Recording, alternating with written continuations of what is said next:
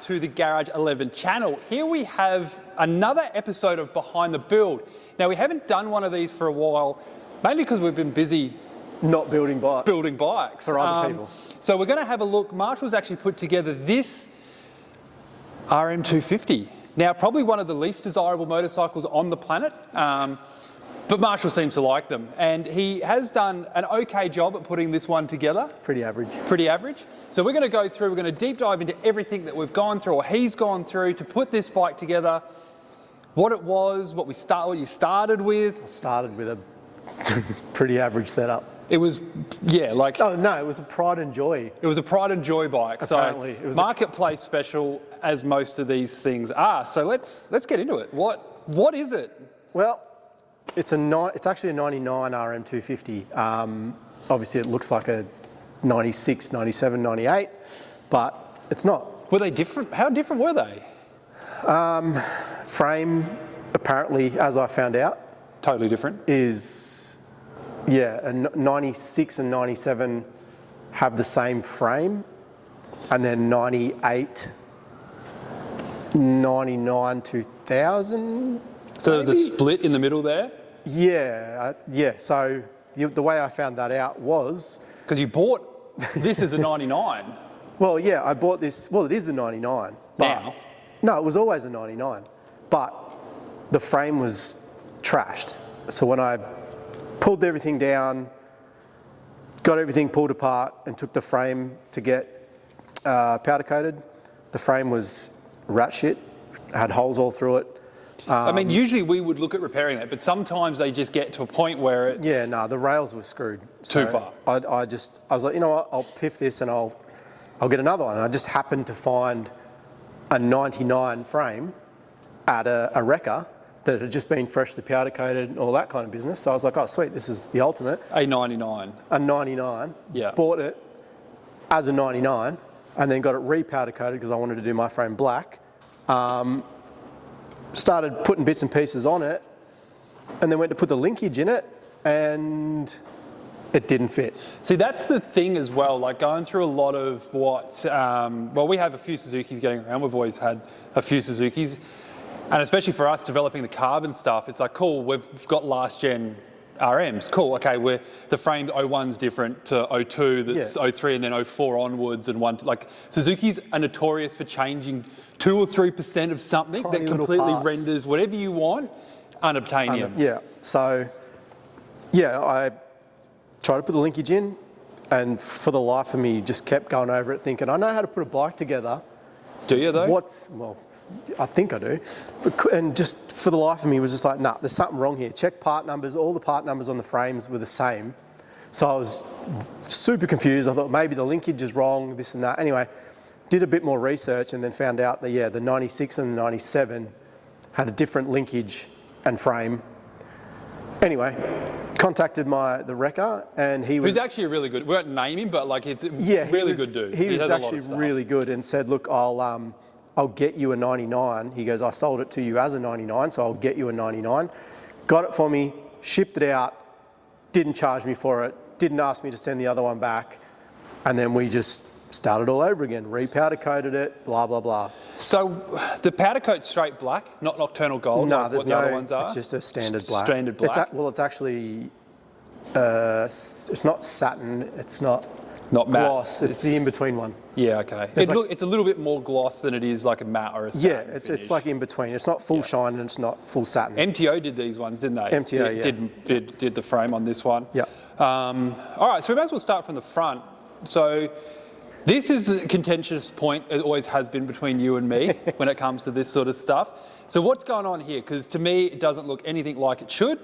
It nonetheless does look cool though. So I will come on board around a little bit on this one, but... Well, it's funny you say that because our man Charles, MX Revival, good dude, Charles. A lot of you might already know and follow his channel because it's massive.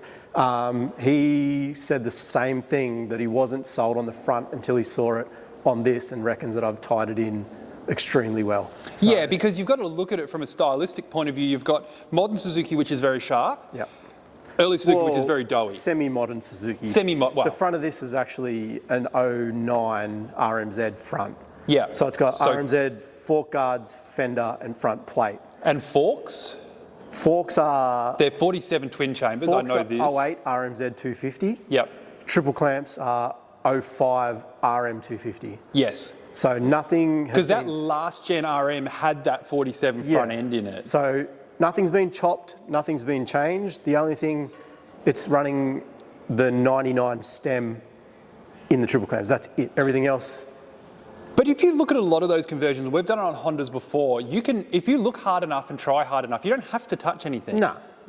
If you've got the ways and means to like try it, and you can have the parts and see if they fit, you can make it work. Like my CR500, that has working functional steering stops in it and 47mm front end. Yeah. It's not hard. You've just got to put some time and effort into it. Yeah, you've got to put time into it, because I didn't want to run the same situation that I had with my 03, where I actually have RMZ clamps, but it doesn't have I've made steering stops for it. Yeah. But I wanted factory steering stops. Yeah, because this is designed to be ridden.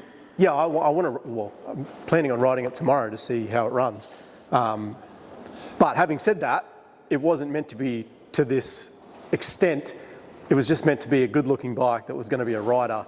But then, because of all the unforeseen crap that happened, it now looks like this. But that's one of those things, like you go through, like we've just picked up that 92 YZ125. I'm looking at it now and I'm going, well, just get all the bolts in play. Like, here we go. It you know what I mean? Here we go. And then you're like, well, where do I stop now? Yeah, and because we have the facilities to sort of do a lot of stuff. I mean, don't get me wrong, this thing still cost me too much for what way too much money. Yeah. But if I was to pay full retail for everything and get it built by someone else, it would have cost me even way more money. Michelin tyres? Yep, tyres were a little side deal with Hogues. Yep. We're doing his jersey prints and stuff like that. So he hooked me up with some Michelin Starcross 6s. Good tyre.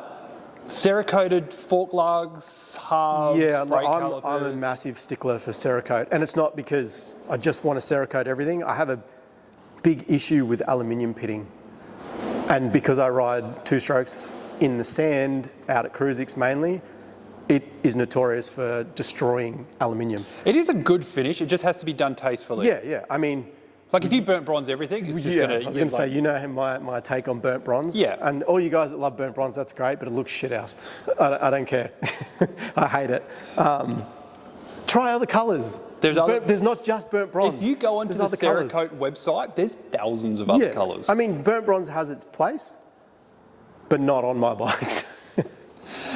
So forks, that cruise tune did the suspension on these. Yep. Aiden set them up. So they were another nightmare. I don't know what happened, but we ended up with wrong seals, wrong springs, wrong fork lugs. We had to figure out tubes. The tubes were something that we found out the back. Because we have a few sets of these blown to bits. There's stuff blown to bits and laying around, but it was a matter of finding the best of the bad and then refurbing them and making them nice. But yeah, Aiden done a bit of machining. He had to clean up threads, recut threads on the lowers. I had to get the little O-rings in the bottom. I had trouble finding those, but whatever, because they're not listed on mine. A lot of that fork stuff won't be listed. Yeah, fork stuff's just MIA. But yeah, I don't even know how they feel yet. I guess we'll find out tomorrow. But GPI radiators? Well, they were on it when I bought the bike, and they were pretty much new, so I just ran them. I wasn't. Everyone will just be like, everyone shits on GPI radiators, but I've got them on every of my two strokes, and they're fine, perfectly fine. Like I've always said with radiators, cool. You want to go get OEM radiators? That's fine. I'm all for OEM. But we're not going to hold our own builds up just to look for that one key piece. And that they're if it gets expensive. And if it gets bent, then you've got to start that whole process again. So that's, for a lot of our riding bikes, customers, different story. If they want OEM, if you want an OEM build, cool. then go for it. No problems whatsoever. Who knows? I'll probably be riding behind this guy out at Cruisix or something, and he'll flick something and put a hole in my radiator, and then I've got a hole in my genuine radiator that I paid whatever for, and I could have just bought GPIs. Yeah, so look, it is the reality of it.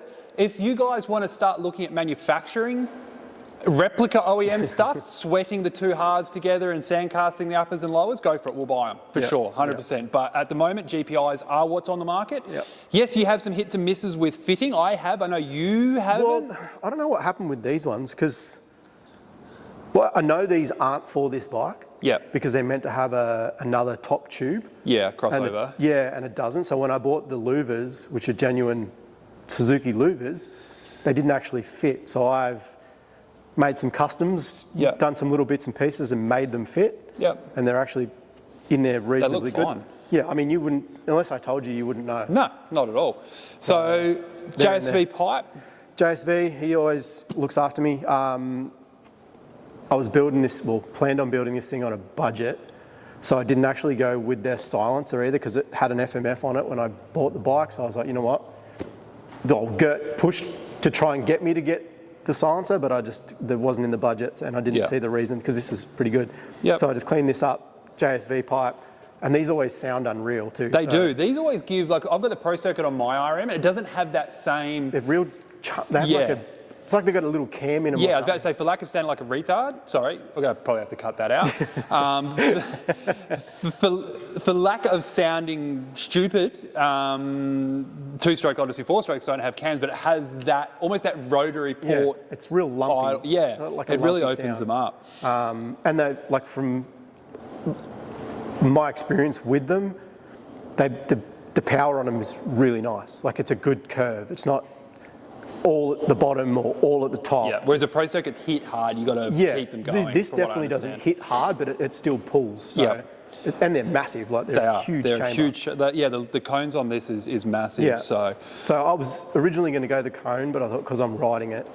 Cones look good for photos. I trashed my cone on my 125, so 100%. I'm not going to bother. We did the engine. Engines inside and out. From top to bottom. I mean, obviously not gearbox and bits and pieces, but... Gearbox was in good shape when I looked at it. Well, I did replace the shifter pawls. Because they were a bit, how you going? That's always a good precautionary thing as well to sort of change that stuff. And I found some second-hand ones that were reasonably good. I think Dirt Bike Graveyard, so cheers for that. They sent them out to me.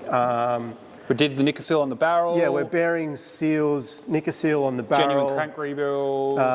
Rebuilt the crank. With a Wasner crank kit, I think we used. Wasner crank kit. I can't remember what piston we put in it. What did we put in it? It'd be a Wasner piston. A Wasner or Pro-X? No, it was a Wasner. Wasner? Yep. Well, there you go. I know heaps about my motor. Inside and out. Clutch basket. Obviously, clutch. Billet clutch basket. The clutch isn't new, so to speak, but it kind of is. Because we ripped it out of my $20,000 parts bike. Is that 03 RM that's never really seen the light of day that runs like shit? I went to ride this and it just wouldn't do anything, so couldn't figure it out, ripped the clutch out of that, took the springs and everything, put it in this, and then it was completely fine. If you look back at a couple of our vlogs from a couple of weeks ago, you'll see both of us, like on its side, tearing clutches apart. Boyson cover, which I wasn't sure was going to fit, but they fit from like 97 through to 2008. Hinson will say that it's 04 to 08. They fit back. They fit everything. They literally fit everything. Because I originally had the cover grey to match the motor, but it looked shit. The Boysons, they always stand out, those covers. And they don't scratch. No. Like the stock one. No. So and it was, I think I paid $120 for it on Amazon or something. So. Gotta love Mr. Bezos hooking us up. Technosil seat cover. Well, this was sourced by you. I love these seat covers. I'm very, I just think they're a cool thing. Well, it looks cool. I don't know how it's going to work, but I reckon it's sick. Like I love them. It's not that grippy. It's not grippy. But this was the original gripper seat from back in the 90s. So some of them, Mastercross in Italy do them. So if you are looking for them, go hit up Claudio. He's a really good dude, got a lot of stuff. Some of them, I believe, I've been told are replicas. Some of them aren't. The way you can tell is by the R, if it has a trademark logo on it or not. That's what I've been led to believe. That's not from the horse's mouth, but they all have these traditional Technocell gripping on them. Strike seat foam, we put that on there. So I did find out, because we were a little bit worried about how soft those seat foams were getting. For the 92 YZ125 and the WR500 we have on the go, they have sent me firm seat foams. So what's this? Soft? Medium. Medium. Extra medium. Extra medium. So we'll see how this goes. Worst case scenario, we can switch it out if it does go a little bit soft, because I like a firmer seat. Yeah, I do too. Like a modern sort of feeling bike. Instead of sitting in, I like to sit on. Yeah, well, your CR, it's like a couch. Yeah. Like you're sitting on the frame rails. Yeah, it's not, as much as a Jason recliner as it is, it's not meant to be that comfortable. Yep. IMS pegs. Yeah. They're a good The peg. stock pegs are terrible. Yes. And it's really hard to find anything else for these bikes. And I've got these on my 91. Not These that will I ride fit it. all the way back to the mid-80s. Yeah, I think the only drama you have is the springs.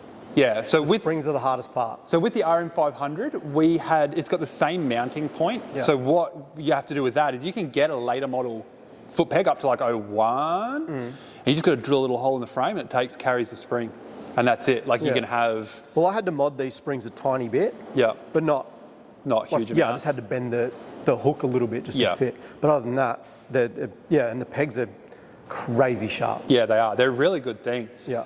Hauzo custom brake lever, rear brake lever. Yeah, that thing, so that lever was very wobbly, very, very wobbly. As they always are. Yeah, it had a piece of rubber zip tied to it so it wouldn't rub on the case and on the clutch cover anymore. So there's no aftermarket stuff for this bike either. And me being super impatient, I just thought, you know what, I reckon I could find something at Bunnings that can fix this. So I went into the plumbing section at Bunnings, happened to find a threaded piece of Like a brass insert, brass, wasn't it? yeah, brass. That was for like a pipe or something. Cut that, went straight in as a sleeve. Fits perfect, stopped the wobble.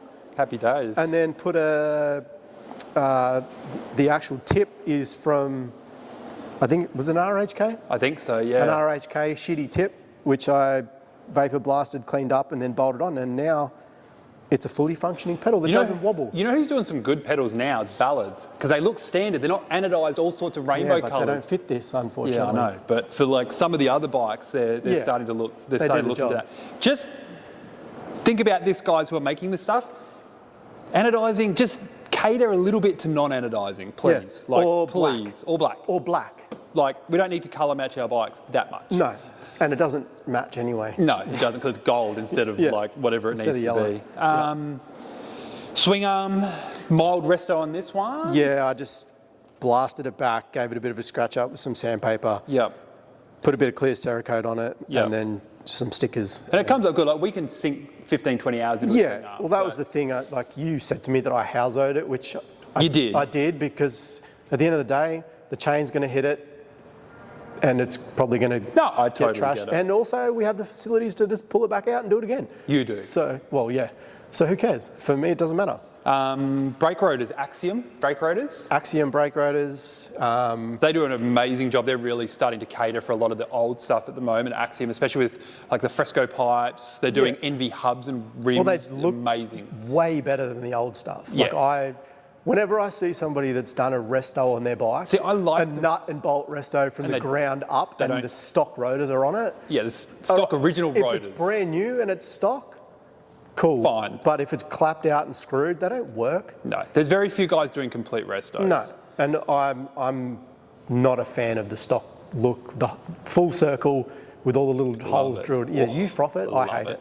So I had to change those. But that's where you and I are very different. Very, Yeah. There's very different view on I'm that. a very old with modern bits sort of guy. I'm You're very just like as old. it was meant to be. Yeah. Yeah. Yeah, cool. So obviously Cerakote rear hub as well.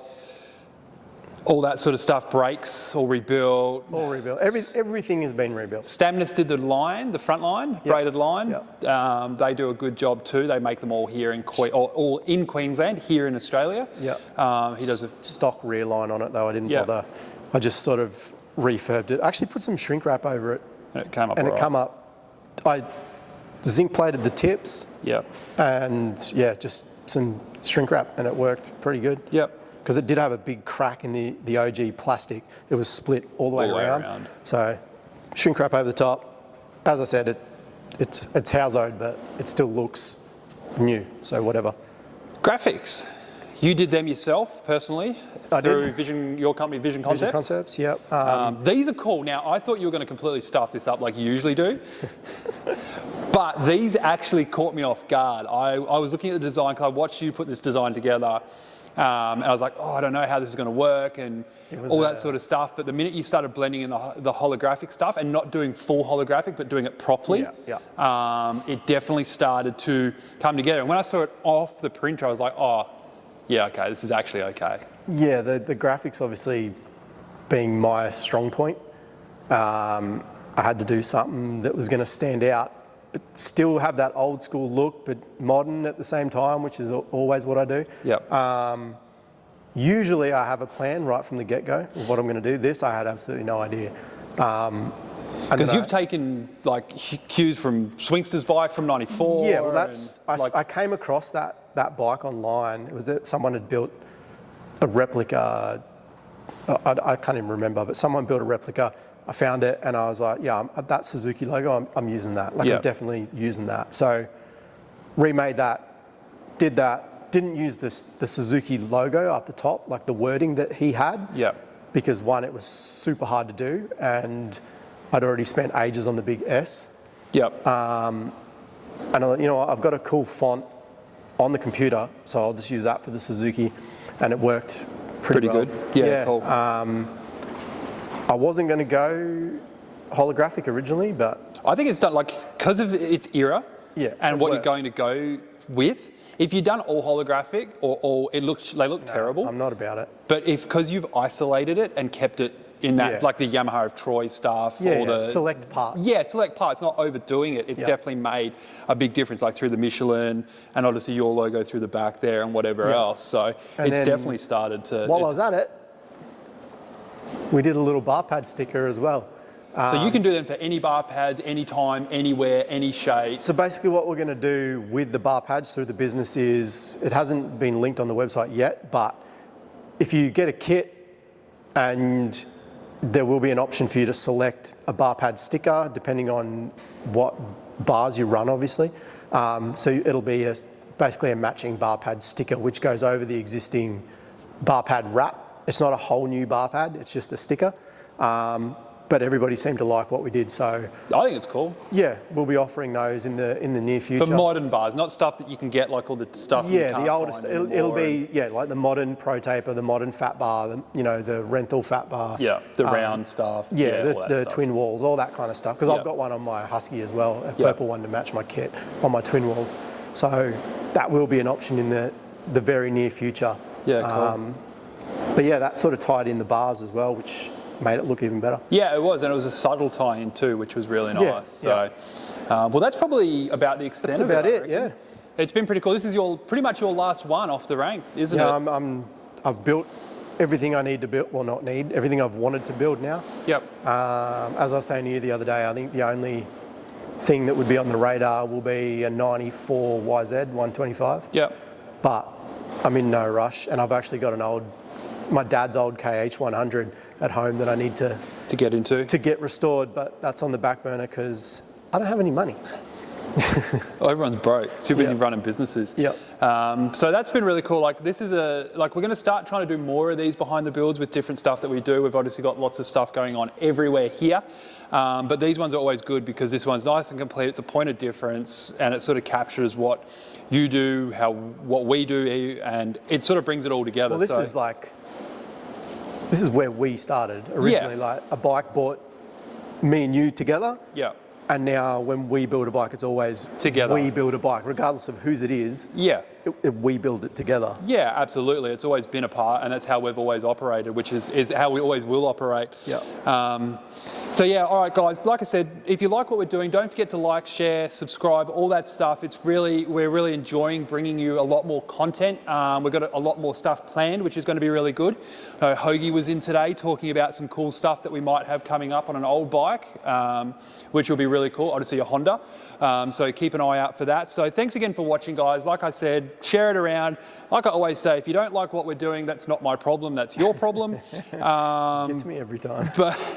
but we're definitely trying our best. And we do like feedback. Obviously, we do listen to what We you had guys some say. this morning, and I'm going to totally disregard it, but It's cool. it's still feedback. It's feedback, and we'll obviously like to sort of cater to where we can, but we won't change what we do. But thanks for watching, guys, and yeah, hopefully we can bring you something cool in the next week or so.